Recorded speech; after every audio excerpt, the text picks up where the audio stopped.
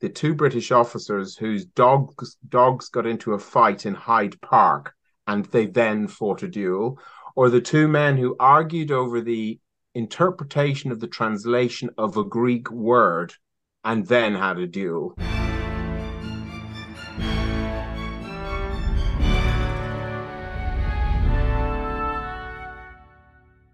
Hello and welcome to this week's pod as I continue my chat with historical fiction writers after Simon Turley last week, and it's the best-selling Ben Kane. His book Napoleon's Spy is our book of the month and is a tale of duels set alongside Napoleon's march into Russia. In our chat we talk about those devotees of historical fiction who like to pick up authors on their mistakes and the matter of duelling in the period, as you heard at the top there. Ben is the author of many bestsellers from the ancient world to medieval history. Coming up on the pod I've got History of the Mafia, the Mau Mau uprising in colonial Kenya, and a discussion on the new drama depicting aerial bombing of Germany during World War II, and our film club for January is Conspiracy, starring Kenneth Branagh and Stanley Tucci, which is a dramatisation of the January 1942 Wannsee Conference, the meeting that decided the Holocaust. Please do share with the like-minded, but until then it's me talking with Ben Kane on Rivet counters and duelists.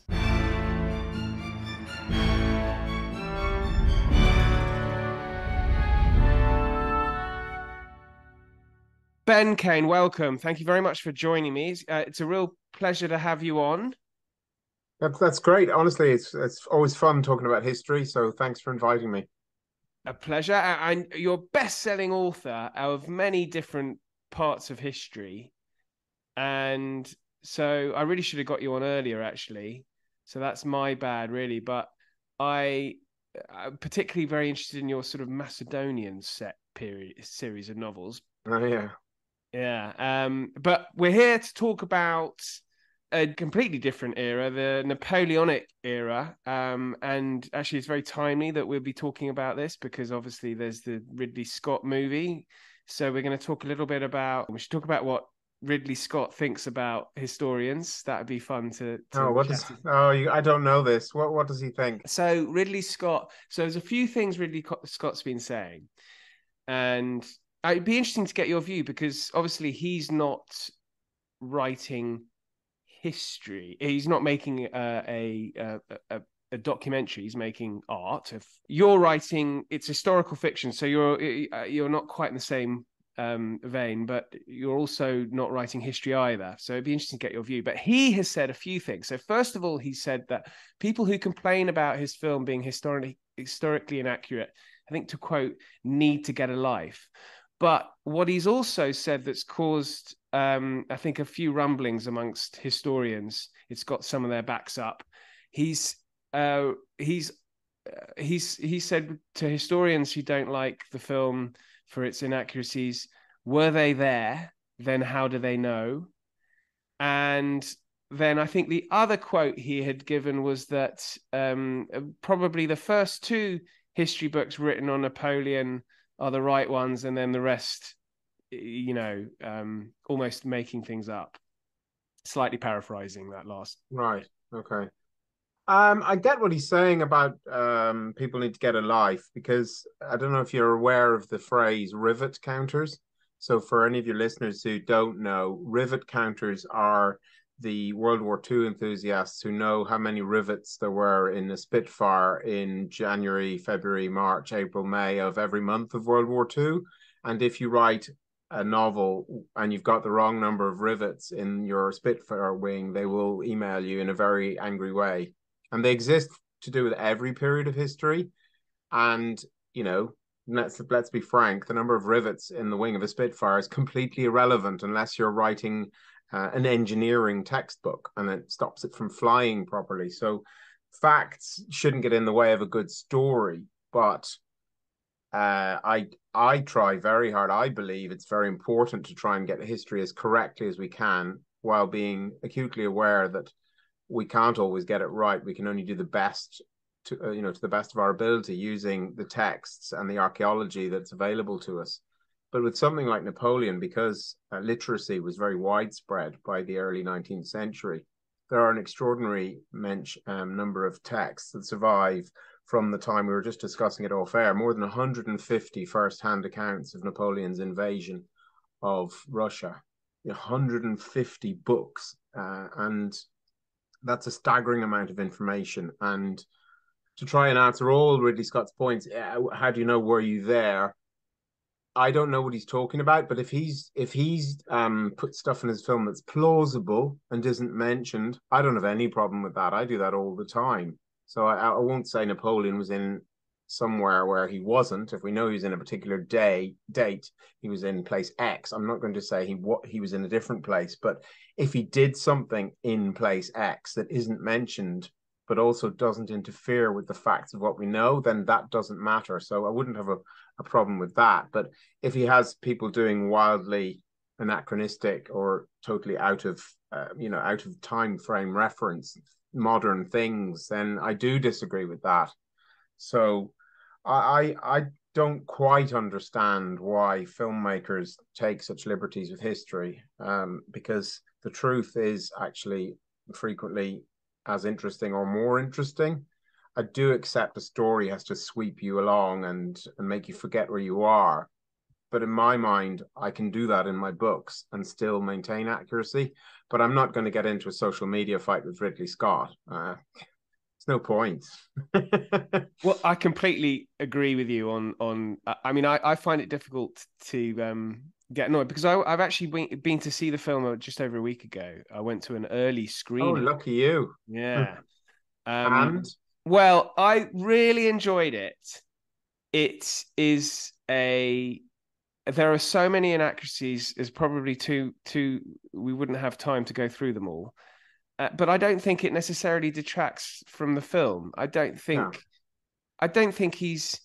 For a start, it's a 2.5 hour film on the life of Napoleon. I mean, there's a 6 hour, it's a 5 hour, I think, Abel Gance film. Abel Gance. Yeah, yeah. Yeah, My which parents went to London, specially from Ireland in 1980 or 81 to see that film. really, Yeah, with the posters still on the wall of their kitchen. wow. It's funny. I'm actually going to be going to see it at the end of this month, and I've never seen it. Oh, wow. Where's it Uh, showing? at the IMAX BFI Oh, wow. I'll have to look that in up. Waterloo. I've never seen it either. Well, I'm going to be. I don't know if I'm going to be. I doubt I'll be sitting next to him, but should be going. A historian, Adam Zamoyski, who you may be familiar Oh, with. my goodness. His book, 1812, is the reason I wrote my novel. So I Hey, read that. Couldn't believe it was all real because it reads like a thriller. And I've tried to see him at two literary festivals, missed one, and then Chalk Valley last year was there, and he had COVID, so he couldn't do his talk. So because I wanted to shake his hand and say, thank you very much. Your textbook is amazing. well, this feels weird to say on a podcast, but I'm looking for a +1 for my to come with me because I keep on saying to people, "Do you want to come and watch a 5 hour silent film on Napoleon?" I will have to talk with you when we finished about the date. Yeah, oh, yeah, potentially. Yeah, Yeah, Zamoyski will be there. You see, so well, I mean, Zamoyski's books is fantastic, but yeah, the film itself, the Ridley Scott film, is hugely entertaining and historically a bit of a car crash.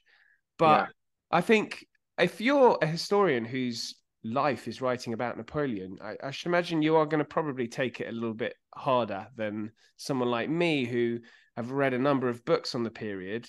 But I also understand that this is Ridley Scott making a blockbuster, and he's very good at that. yeah. So Gladiator is a really big reason why I started to write about the Romans. I mean, I loved Asterix. I loved ancient history when I was a child. And in the early 2000s, I was getting increasingly browned off with being a veterinary surgeon.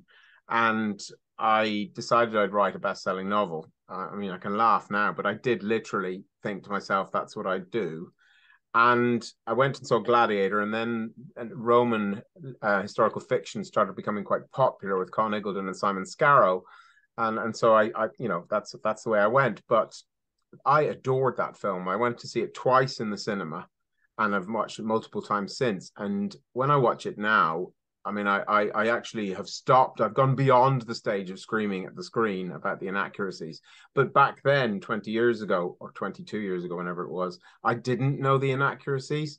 And it's a magnificent film, Gladiator, and the soundtrack, Zimmer's soundtrack, it's phenomenally good, even with the inaccuracies. So, I'm willing to cut Ridley quite a lot of slack because that film had a direct impact on me setting my feet down the path I've been on, for the last 15 years. So good films don't always have to be accurate. It's true. I'd prefer it if they did, but I'm not going to, cut my nose off and to spite my face and not go and see it. I can't wait to see it. Well, that's the thing. If you make a film that attracts a lot of people to the cinema, and then it opens up a world of I guess Napoleonica. They can start reading Napoleon Spy or the Zamoyski book. It'll attract people to the whole period, just like Gladiator did with ancient Rome. Yeah, you'd hope so, wouldn't you? That's the eternal hope of people. You'd wish it was done accurately, but anyway. Yeah. You have other things like Rome Total War, which is a very popular game, and that is actually quite accurate in a lot of regards, but it also has Roman war dogs. So, I'll get emails about the Roman war dogs. I'm just going, I'm sorry, there's no evidence for that whatsoever, but millions of people around the world think it's true. So for every person that comes to look up Napoleon or whatever, there's, maybe 10 people that think, I don't know, some big inaccuracy, don't tell me, but they'll go home thinking that that's true. But I don't know. Does it really matter? I don't think so. No, probably not. When you go even further back in history, the holes in our knowledge are so absolutely enormous. I sometimes describe to audiences how if you regard the history of the Roman Empire as a 1,000-piece jigsaw, we've got maybe 3 corners, and there are a few pieces where we've got a few areas where we've got very few pieces missing. So, for example, Apicius's cookbook, we know all those recipes, and then there's Plutarch's histories, and we know all this bit over here. A lot of it's irrelevant because what they believed about history and animals was all wrong anyway. But then there are the whole aspects of society and what was marriage like, and women who weren't allowed to vote or whatever, but we still know they played a big role in society. We know nothing about that. There are all these huge gaping holes. And I would posit that a really good historian fills those gaps with common sense, but it's still made up.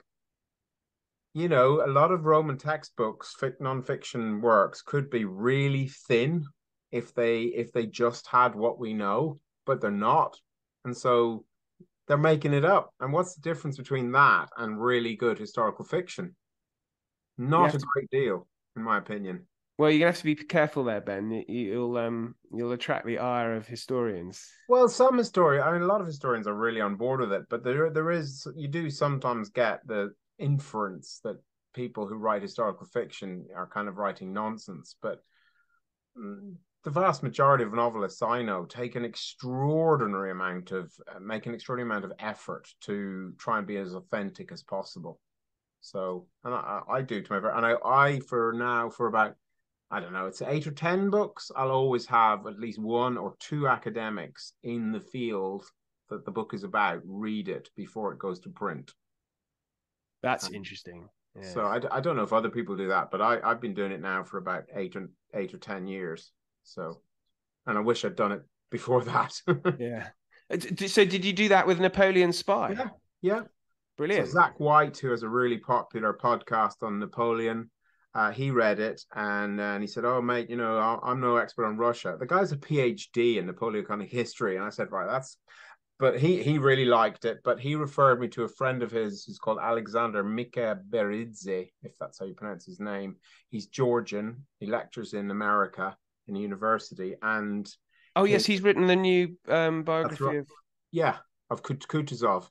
Yeah, so his sphere of excellence is the Russian campaign, and he read it, and to my incredible surprise, found no mistakes. Now, that's the first time that's ever happened, I quickly add. But what was lovely, it was quite funny. His one criticism was because he, being the person he is, recognized all the individual anecdotes and little scenarios that I'd taken from direct men's histories. And he said no one man could have seen all the things that my hero did. And I went, oh, okay, Alex, I'm sorry, but I'm going to use all the best bits. And your average reader won't have a clue. And they're all true. So I did apologize to the dead Frenchman in my author's note. I said, I'm sorry for pulling you all into one man's history, but I did it with respect. So, because I did Well, feel a bit bad. well, you mentioned the author's note because there's author's note right at the beginning where you're That's kind right. of preempting the Rivet counters, and Yep. First time I've ever done it. Yeah. this is funny. I read that thinking this is just. Oh, I know you must get so many emails from people from other novels. So you've been thinking, right, I'm going to preempt these buggers. And to be fair, the number of complaints that I get about inaccuracies has really dropped. So I took quite a few liberties with my first few books, and I've become more exacting. But you'll always get one or two. And what's funny is that often they're wrong and I'm right.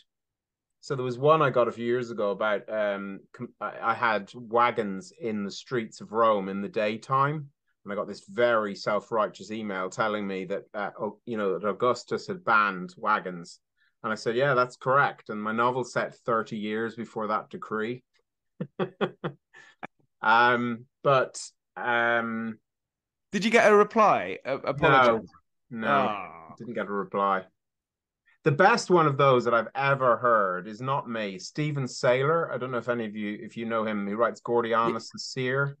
We interviewed him a few issues ago, I Oh, think. nice. Nice. Oh, well, then he didn't tell you the story about the cherries, did he? No, it was a written Q&A, so I don't think I've Oh. got the opportunity. Long story short, he had a man comparing the color of his wife's nipples to cherries in one of his books. And 3 or 4 years after the book came out, he got an email from Germany, and I got this from Stephen Saylor's editor. So this is verb gospel. About 3 or 4 years later, it came out in Germany. Got an email saying, did he not know that cherries weren't first described in Rome until 30 years after the novel was set? And just to just to explain to readers who may not be aware, the fact that cherries were only described in Roman text and 30 years later is just coincidence that someone described them then. It doesn't mean they didn't write down, oh, there are these things called cherries that have just come in. So anyway, the next book Stephen Saylor wrote, there's a short story at the back of it, which is free. And there are 3 or 4 characters in it, and nothing happens. There's no murder. They're not talking about a body and how to find out who the killer is. They're just sitting around drinking wine. And the next thing, one of the people who's in the friendship group comes running in, holding this bunch of fruit, saying, look, these are cherries. They've just come in from Asia Minor. And that's the end of the story. Now, the editor never said whether there was an email from Germany or not, but and we don't know if that person read it, but it was just to make a point. I thought it was hilarious. That is great. That is great. Well, Yeah. but it's important that you do write your initial note because I had no idea. It's about. I mean, it's better if you explain it. So just quickly, would you have thought it was odd if I had what the number of duels? It's about I think I probably would have actually. Okay, Yeah. good. Okay, quickly to explain that the main character has 4 duels during the book with the same man. And I thought to myself, and you've just confirmed, a lot of people might think that's ridiculous. We know about dueling, but who's going to fight 4 duels? And funnily enough, we were talking about Ridley Scott at the beginning.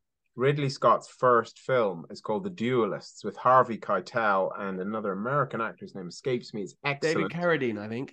That's it, David Carradine. It's got fairly awful synthesizer music, but the film itself is brilliant.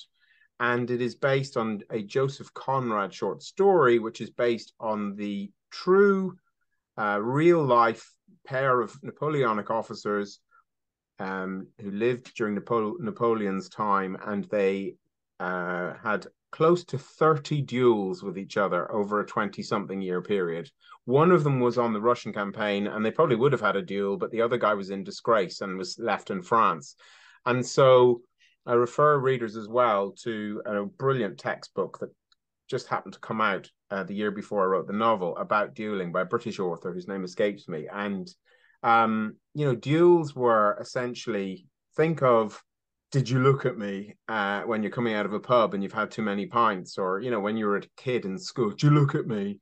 Do you want to fight? I mean, that's what dueling was like. It was usually involving alcohol, often involved a perceived slur or insult to do with a woman, but could be as ridiculous as the two British officers whose dogs got into a fight in Hyde Park and they then fought a duel, or the two men who argued over the interpretation of the translation of a Greek word and then had a duel. So it was literally, I this. think that's my favorite example that you gave, actually. Yeah, yeah. And so when the alcohol fumes had gone and sobriety had returned, it's quite common for duels to be recorded as the seconds got together, the men who were literally deputized to act on behalf of each participant would get together and agree it didn't have to happen, or the two men would fire into the ground or fire in the air. And once you'd fired your pistol, not at the other person, then honor had been served and you could walk away without looking like you'd climbed down. But often they did shoot each other and wound each other and kill each other. And so I just wanted to preempt the 1-star Amazon reviews by putting a really short author's note at the beginning. And my editor thought it was quite funny, and so she said, yeah, that's fine. Do you know the rough? I should have warned you about this question because it's quite an annoying question. But do you know the rough death rate of a duel? Are you more likely? Is it sort of quite high risk of dying? It depended on the duel, because sometimes it was generally you agreed the number of shots beforehand, and often it was just one shot, because obviously the more shots you take at each other, the more likely you are to hit each other, because even though you were only 20 paces away, which was standard, men's arms would have been shaking with fear, and they did stand side on to each other. So it wasn't like they were facing each other, with shoulders parallel to each other. And then there was also, did you fight to first blood, i.e., wounding with a sword? So that if it was swords, you could be just whipped across the face or something like that, and that was honor served, or was it to death? And so the simple answer is then I actually don't know the answer, but it would very much have depended on the severity of one shot, two shot, first blood, or death. But death was common. And as your listeners are probably aware, with musket balls and pistol balls, the danger wasn't actually so much from the bullet itself, unless it went into your heart. It was the clothing it carried in with it, and that caused massive infection afterwards. And so there was another hilarious example of a surgeon who was challenged to a duel, and because he knew the risk of clothing, he stripped naked before his opponent arrived. And his opponent was so scandalized, he refused to fight him unless he dressed. And the surgeon refused to get dressed. So the guy walked away, which of course made me think is maybe the surgeon expected that to happen and got away without fighting a duel. But it's still quite funny. A naked man standing on some green in England with a pistol. Yeah. Pistols or swords. It wouldn't have been sort of cannonettes like in Blackadder then. No. So it was swords very much until the end of the 1700s, and then pistols became more common, and that equalized the field dramatically. So if you and I had an argument in a tavern and you were a renowned swordsman, I'd be very wary of challenging you to a duel because you'd chop me to pieces.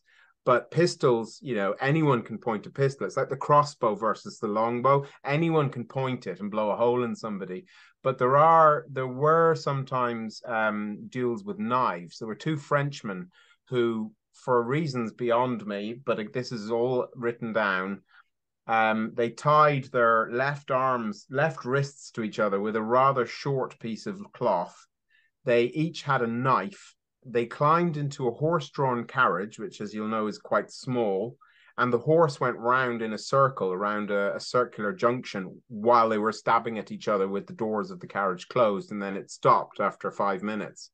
And they both fell out, absolutely stabbed to pieces, and one guy lived and one guy died. I mean, it's ridiculous. There was even one in a grave.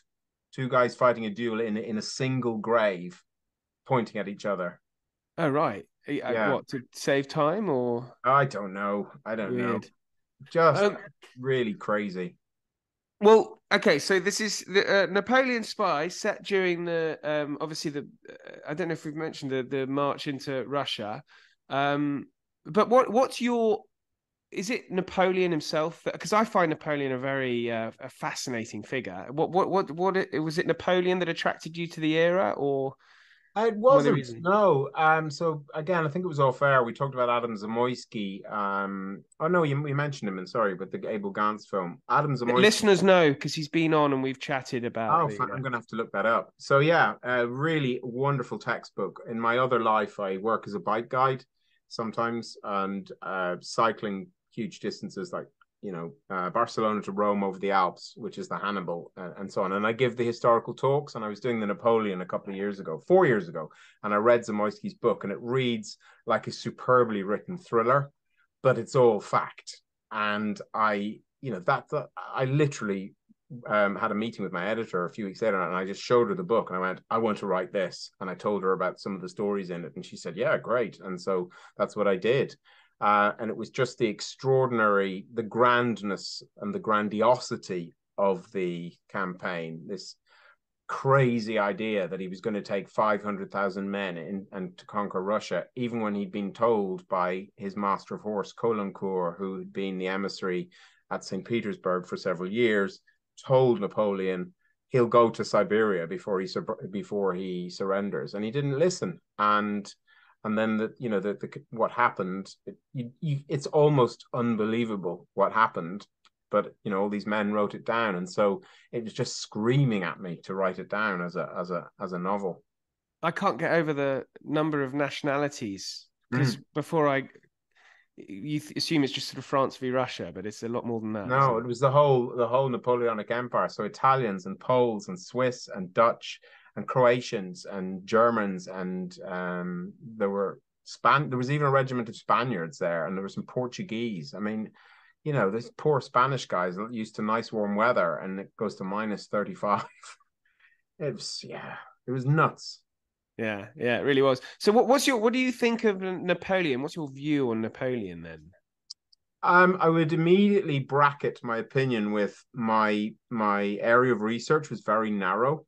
I would love to have the time to go and write a whole series on the Napoleonic Wars, but Bernard Cornwell's already done that, and so my knowledge of him is from what I've read about this campaign, and there is extra. Obviously, I couldn't just confine it to that, but what came across to me to do with Russia is this massive ego, that his ego was immense. To ignore the advice of Caulaincourt, who was literally repeating Tsar Alexander's words, and yet despite his ego and being unwilling to back down when at various points when they were on the western bank of the river Niemen, which is where they crossed into Russian territory, and then at various points in the advance and at the Battle of Borodino, and then getting to Moscow, and staying there, even though Caulaincourt was telling him the weather was going to change. It's evident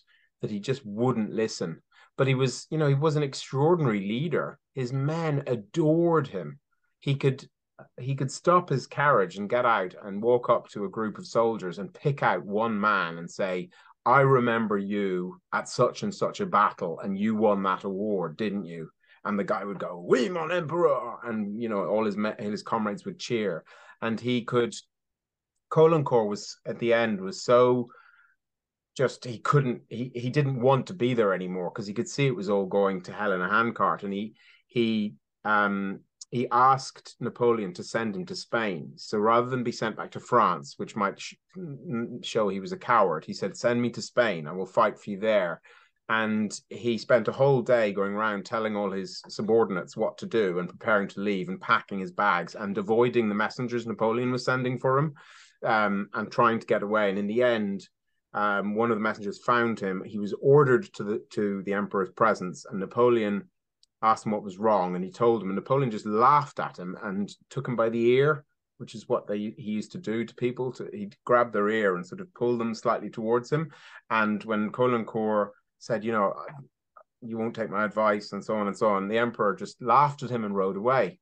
And Caulaincourt said, what could I do? I had to stay with him. So even though he knew very much what was going to happen, even he couldn't bring himself to leave. So he must have had an extraordinary charisma.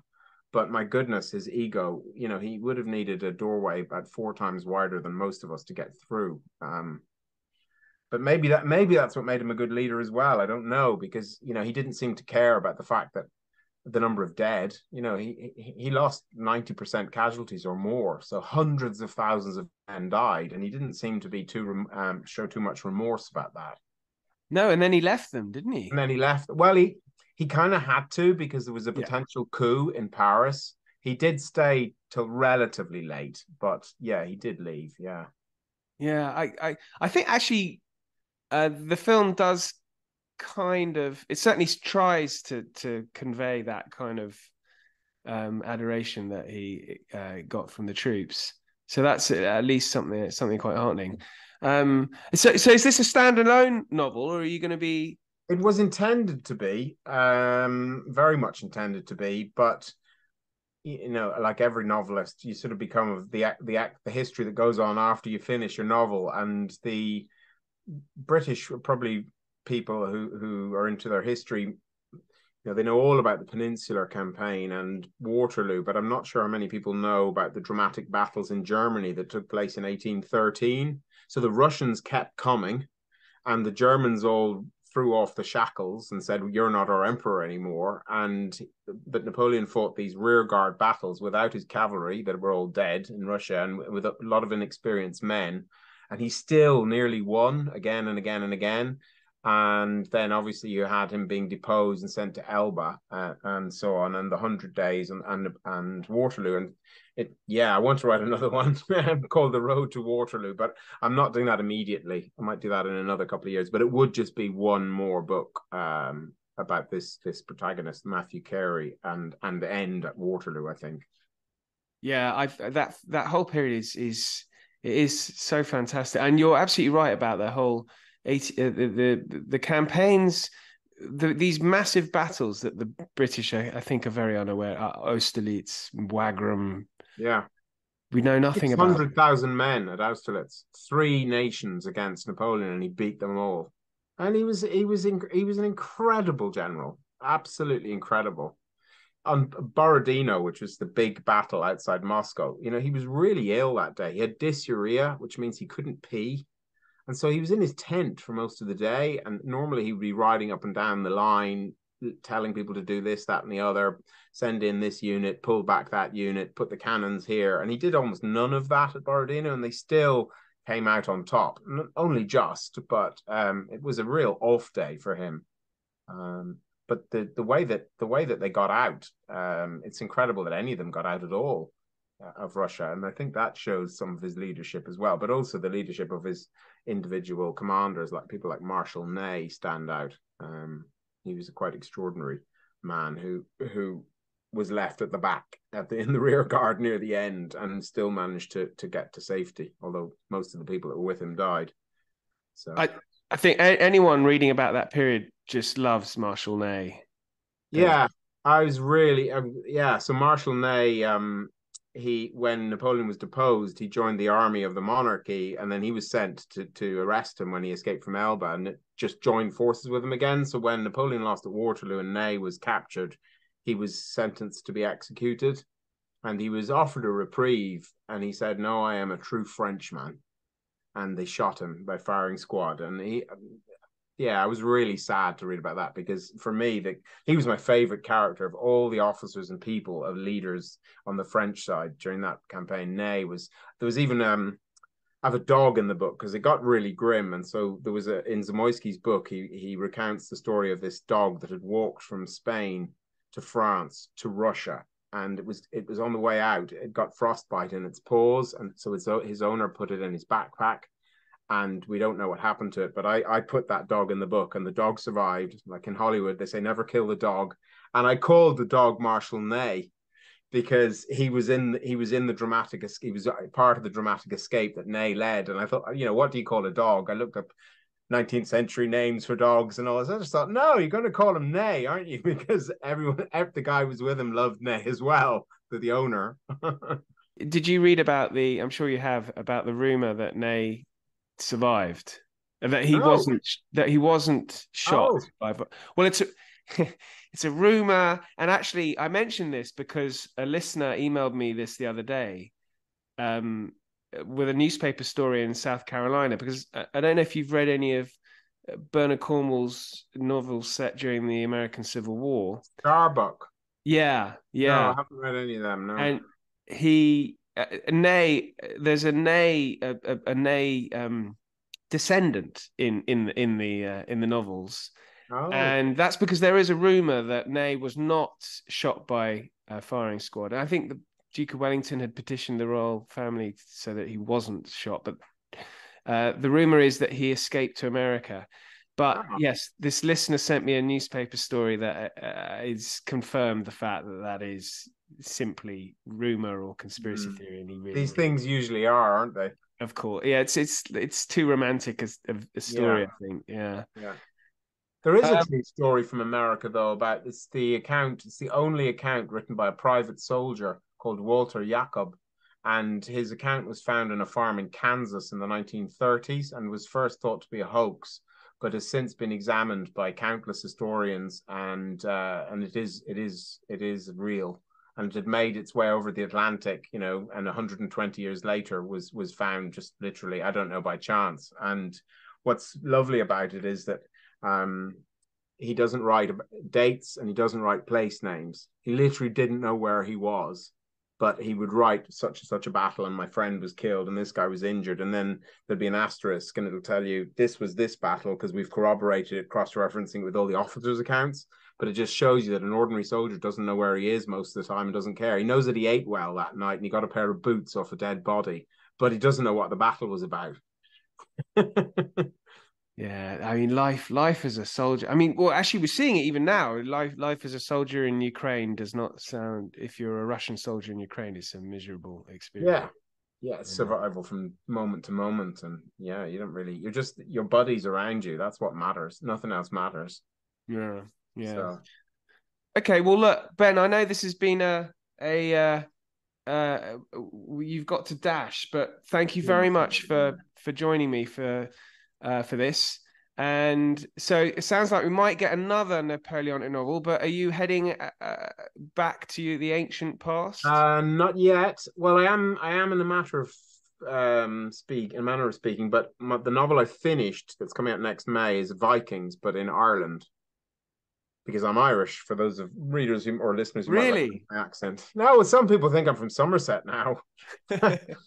Most people in Somerset don't think that. But so a Viking novel set in Ireland. And then I'm currently writing a point of view directly going from soldier to soldier book set during the one day of the Battle of Cannae.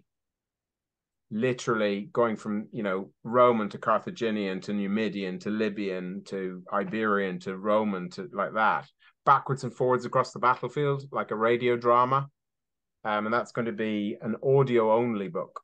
Actually, it's a first for Orion, my publishers, but I'm really excited to be doing that.